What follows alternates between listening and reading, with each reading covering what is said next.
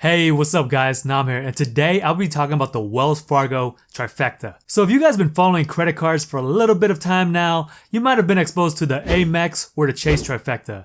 But I feel like the Wells Fargo Trifecta doesn't get as much credit card love compared to the other cards. So in this video, I want to talk more about the Wells Fargo credit cards that make up this trifecta and why this may be the best card combination for you. So depending on how you feel about Wells Fargo, it's really up to you if you want to bank with him, because there are plenty of stories about how poor the customer service is, the corruption, and how they treat their employees. But the honest truth is that majority of banks, they share similar stories as well. But politics aside, let's take a look at these credit cards. I must say that the biggest difference with this trifecta compared to the Amex or Chase is that there is no annual fee.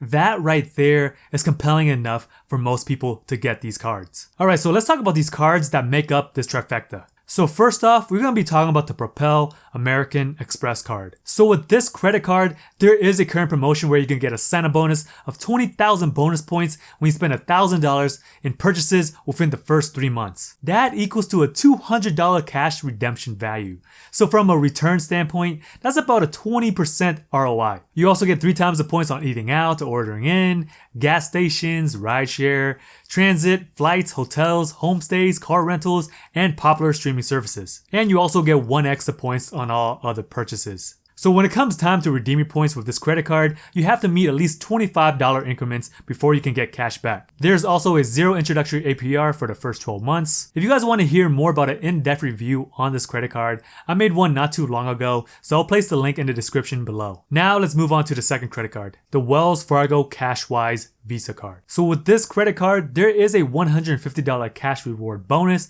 when you spend $500 on purchases within the first 3 months.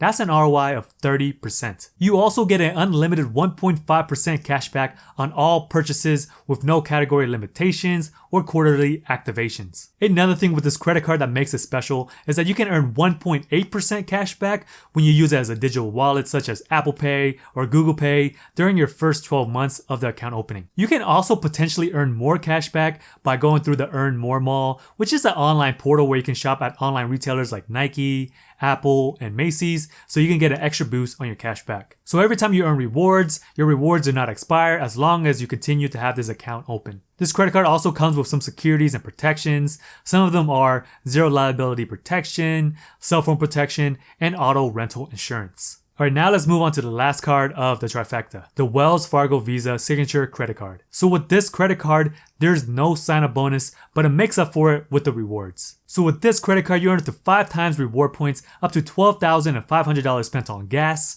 groceries, and drugstore purchases for the first 6 months when you get approved for this credit card. Then after that, you only earn 1 times the points on all other purchases. This is the only credit card in a lineup that has an expiration date on the rewards. You have up to 5 years to use your points that you earn. Still, that's quite a bit of time, but I really don't see that much of a downside unless you're a person who really don't use rewards anyways. Aside from that, this credit card has something really special compared to the other two. This credit card gives you 50% more value when you redeem it for airfare, meaning that $200 cash will equal to $300 cash when you redeem it for airfare through their website. This is the key factor for this trifecta. So since you guys know all about the credit cards that are included in this trifecta, now let's talk about the fine details. So to get the most out of this trifecta, you want to get all the sign-up bonuses that you can get. Because for Wells Fargo to be eligible for introductory rates, fees, and bonus reward offers, you cannot open a Wells Fargo credit card within the last 15 months. So it may take you some time to get the most out of this trifecta, but you can always bypass the sign-up bonuses and just get all the cards whenever you're eligible. For me, I would get the Wells Fargo Propel Amex first, then the Wells Fargo Visa Signature Card, and then lastly, the Cashwise Visa. The reason why I say this is because the Wells Fargo Propel Amex will give you the highest sign-up bonus, which is pretty easy to meet within the first 3 months. Then I would wait a couple of months to get the Visa Signature Card because this credit card will allow you to maximize those bonus points that you just earned so you can start using them right away. Then lastly, I would just get the Cashwise Visa just due to the fact that it's just a basic cashback card. Yeah, I get that the sign-up bonus can be worth it, but to wait almost a year and a half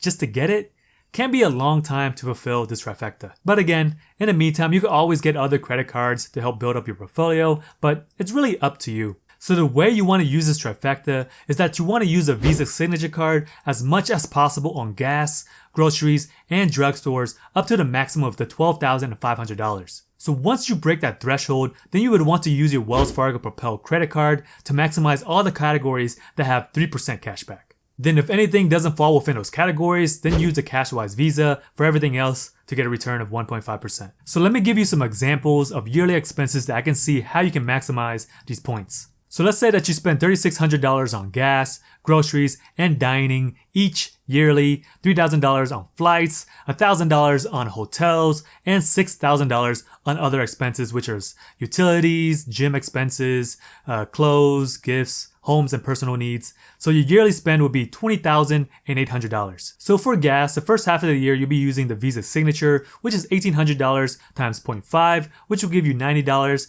In the other second half, you'll be using the Propel, which is $1,800 times 0.3, which will give you $54. So next we got groceries. The first half of the year will be the same as the gas. So you get $90 there. Then the second half you'll be using Propel, which you will get $54 there. As for dining, you'll be using strictly just the Propel. So $3,600 times 0.3 is $108. On flights, you'll be using the Propel card as well. $3,000 times 0.3 is $90. So for hotels, you're going to be using the Propel card as well. $1,000 times 0.3 is $30. And for all other purchases, I'm going to just say that you're going to use the Wise Visa, which is $6,000 times 0.015, which equals to about $90. So as a cashback value, you will get $606. But if you were to redeem these points through the portal for airfare, you will get $909. Now let's talk about the opportunity cost when you compare this trifecta to the Chase Trifecta, which is a very popular and basically the golden standard of card combinations. So let's see how that compares. The Chase Trifecta consists of the Chase Sapphire Reserve, the Chase Freedom, and the Chase Freedom Unlimited. So now let's plug these numbers into the fake budget that I used earlier. So for gas, half of the year you're going to be using the Chase Freedom, which is $1,800 times 5, which will give you 9,000 points.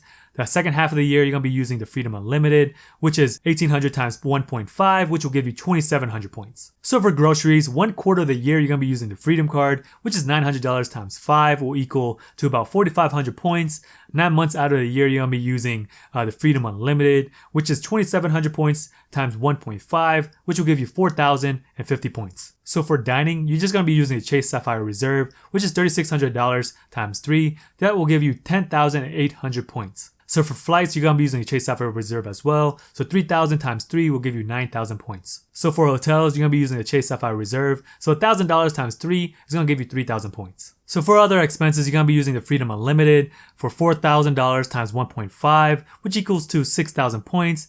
And say you use the Freedom Card for other expenses in different type of categories, $2,000 times 5 will equal 10,000 points. So with this specific spend, you will earn 59,050 points. So the cashback value of this will be $590.50. But wait, the Chase Sapphire Reserve Card does have an annual fee of $550. So effectively, minus the fee, you'll get $40.50. If you were to redeem your points through the Chase portal, you get $335.75 worth of travel. But if you were to transfer your points to travel partners at 2 cents a point, which can be challenging but very possible, you will get $631. But now let's add the perks that comes along with the Chase Sapphire Reserve Card. You get the $300 travel credit. So once you add this travel credit, your cashback comes to $340. When you redeem it through the portal, it's $635, and when you transfer it to travel partners, it will be $931. Also with the Chase Sapphire Reserve Card, you get DoorDash, which you get $60 for 2020 and $60 for 2021. As for me, I'm really not a fan of DoorDash, as I really don't like food delivery since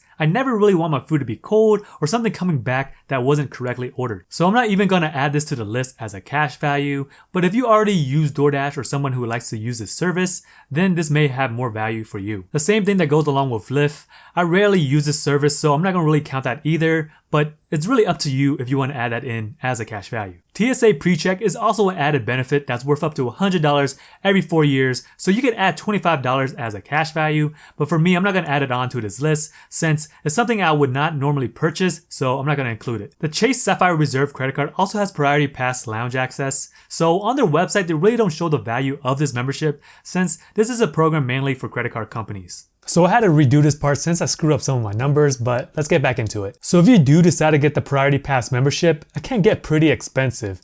It is something that I probably wouldn't purchase outright anyways. So to add this as a cash value, I would say like $10 a person or so, since you do get some food, snacks, and drinks that you probably would pay for anyways. So for 2 people flying 3 times a year, visiting the lounge twice per trip, I would value this as $120. So when you add this all up, your totals will be $460 cash back, $756 through the portal, and $1,151 when you transfer your points through travel partners. I'm not going to include any of the additional travel perks such as lost luggage reimbursement, car rental insurance, flight delay insurance, and things of the sort because both cards have fairly equal trip protections, so they basically just cancel each other out. If you were to book your flights through the portals, the Wells Fargo Trifecta still comes ahead of Chase by almost $150. But when it comes down to transferring your points, Chase does have the upper hand, but again, transferring your points to maximize value does require more planning and strategy to do so. With Wells Fargo, you really can't transfer your points anywhere, so there's really no added benefit there. So even with the new Chase Sapphire Reserve $550 annual fee, the Chase Trifecta is still probably the best card combination around. I think that if the Chase Sapphire Reserve did not give you that $300 airline credit yearly, by far the Wells Fargo Trifecta would have been it. But again, you should always do your own research when you're booking your flights because sometimes you may be able to book cheaper flights through Google Flights or other websites. You always gotta compare to make sure you're getting the best deal. There's been multiple times where I found flights much cheaper elsewhere than through the portals. So was the Wells Fargo Trifecta the best card combination out there? In my honest opinion, I think it is. But now, you even show that the Chase Trifecta has the upper hand. Yeah, I know, but hear me out. For the average user and people who are not expert credit card hackers, it is perfect. It is simple and straightforward. Booking travel through portals is pretty simple, but still, you still need to know when and where to use each credit card. If you value any of the other perks that the Chase Trifecta has to offer, like Lyft, DoorDash, or TSA PreCheck, then most likely that may be a better selection for you. And if you're more of an advanced credit card user, then I would say Chase is probably best for you too. Alright guys, so that does it for me. If you guys want to learn more about credit cards and personal finance, come hang out with me some more over here.